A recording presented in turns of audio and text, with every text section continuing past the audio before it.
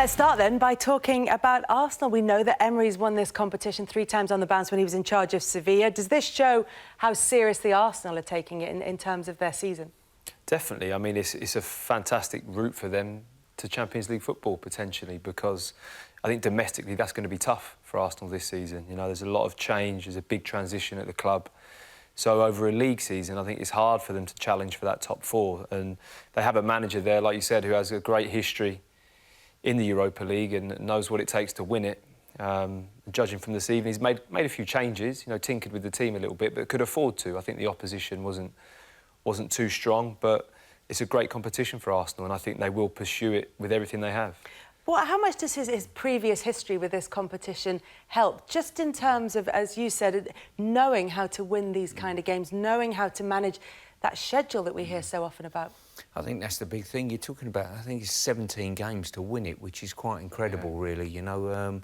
And he's got the experience to know how to manage a squad to do that. There's no way you can win that competition and fight domestically by using just 11 players. So he'll be cute enough to know when to feed players in, when to rest them.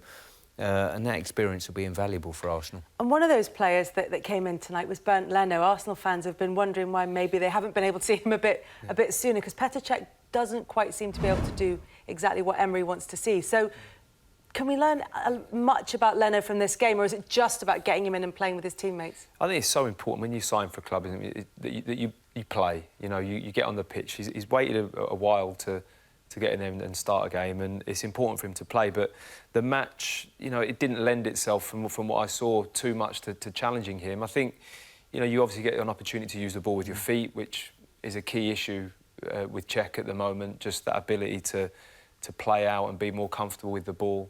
But there's definitely a huge opening and an opportunity for him there. You know, he's 26 years old, I think. He's played a lot of games in Germany. So it's a great opportunity to step into a top team. And it's that opportunity that he's given in these early stages of the Europa League, in the group games, that he might look at as a little bit easier to say, right, I can now get you used to playing with your teammates and in the style that I want you to play.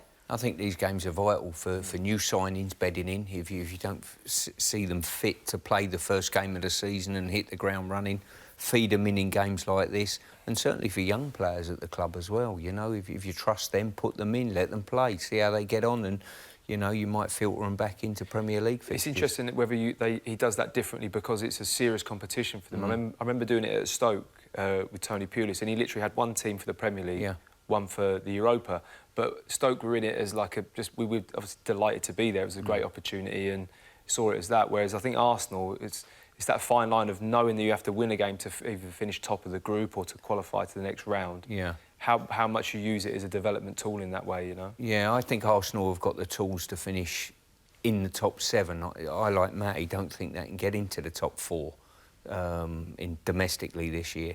So these cup games, I think, are absolutely vital for them. And by and large, when he was with Sevilla and winning the Europa League, he did actually have fairly impressive a couple of seasons where maybe they were outside. I think he finished in 7th one year, and you know, a couple of seasons where it didn't go particularly well, but he still managed to go far in European competition and more or less balance that out with decent league finishes. So that's another skill that he brings to the board. Yeah, and the big thing Arsenal have got, especially having, you know, a couple of decades of Arsene Wenger there, I think this is a transition period for the club. I mean, it might take 3 transfer windows for him to get exactly what he wants, you know. So the finished article won't be this season or before Christmas or the end of the year. I think you're looking further down the line to see how he develops the squad.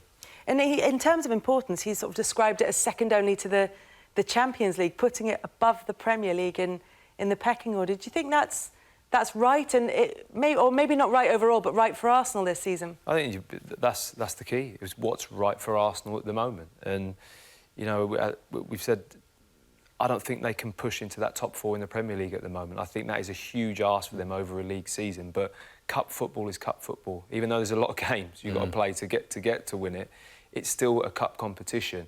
And it's on the day, you know, a lot of the time. So I think preparing for the Europa League and preparing for cup football has a slightly different feel to it, you know, and that's where Arsenal are at. Unfortunately, that's the position they're in at the moment. Do you think? Sorry. I think it's a clever statement from a manager there, isn't it? He's got a squad that he's probably looked at and thought, you know what, I can't get anywhere near the Premier League at this moment in time.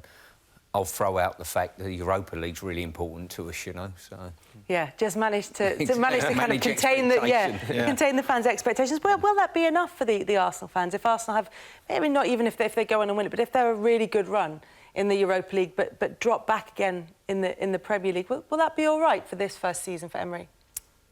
I think it will.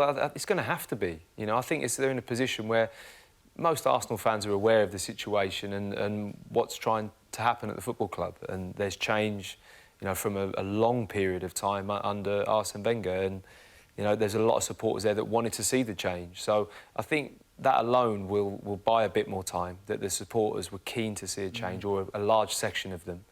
And I think that will buy him a bit more time. And the job he's got's massive for me. I think recruitment-wise over the past 5-6 years, you know, it's not been great for Arsenal, and, you know, as he said, 3-4 transfer windows to get players in that you really want. So hopefully they will be patient.